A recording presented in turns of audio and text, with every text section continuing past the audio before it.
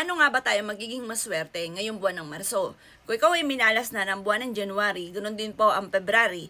Ngayong buwan ng Marso, subukan niyo po itong gawin. Kung ikaw po ay kumukota na kaagad sa mga negatibo, sa mga pagsubok, gawin niyo po ito ha mga boss, matagal-tagal pa ang pagtatapos ng 2025. Kumbaga, ang hinihintay nyo kasi may narinig kayo, 2026 ay mas maswerte. Kaso nga lang napakatagal pa hahayaan nyo pa po ba yan na magtiis ka na lang na magtiis? Di ba ayaw natin yan? Ngayon, gawin nyo po ito mga bossing ko Sa umaga, mga bossing, March 7, ng alas 7 ng gabi, ng umaga mga bossing, sa umaga natin ito gagawin, kayo po ay kailangan may uling. Kasi alam nyo po ba yung uling, nahigo po ito ng negative energy.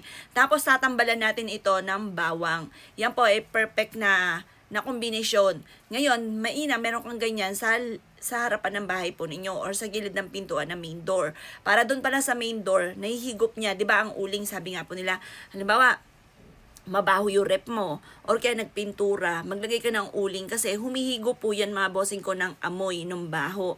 Ngayon po mga bossing ko, di ba napakahiwaga po niya, pati yung suka, ganun din. Ngayon po, ganun din po yan, damay na rin po yung malas po dyan. Kaya kung kayo minamalas, ngayong pagpasok nga po ng taon mga bossing ko, January, February, ngayong Marso, wag nyo na po yung hayaan kasi marami tayong pwedeng gawin. Ngayon po mga bossing ko, maglaan ka ng uling, ilagay nyo sa isang baso or sa isang platito, isang mangkok, yung uling at saka yung bawang. Pagkatapos ito pa mga boss, maglaan ka din ng pangpapausok. Kasi importante yung pagpapausok. Kailangan meron ka mga durog na dahon ng laurel, pinagbalatan ng bawang, pinagbalatan ng sibuyas. Kasi yung mga perfect combination para po maalis yung mga malas. Kung meron ka pang additional pa, may rosemary ka, meron ka rin ganyan. Kasi once na meron ka rosemary, nakakatulong po yan upang sa ganon, maalis yung mga negative energy. Para imbis po nakamalasan, puro swerte ang maaaring dumating po sa inyo. Proven po yan ha mga bossing.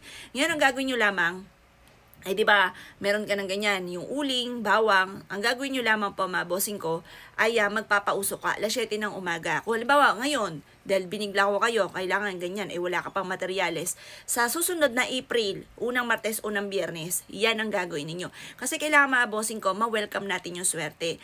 Yung mga unang araw, pag-welcome ng swerte, pag-welcome ng kasaganahan.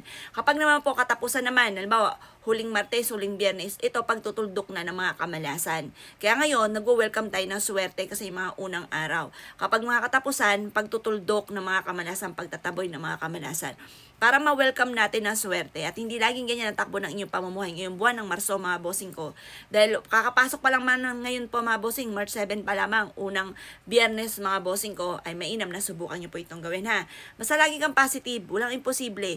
Tapos lagi mo ugaliin na sasabihin na magkakaroon ako maraming pera, hindi na ako maubusan ng pera. Effective po yan. Tapos magsuot ka ng pulang damit ha. Ngayong araw na ito dapat nakapula ka kung nais nyo kayo iswertein ko. Naniniwala ka sa swerte.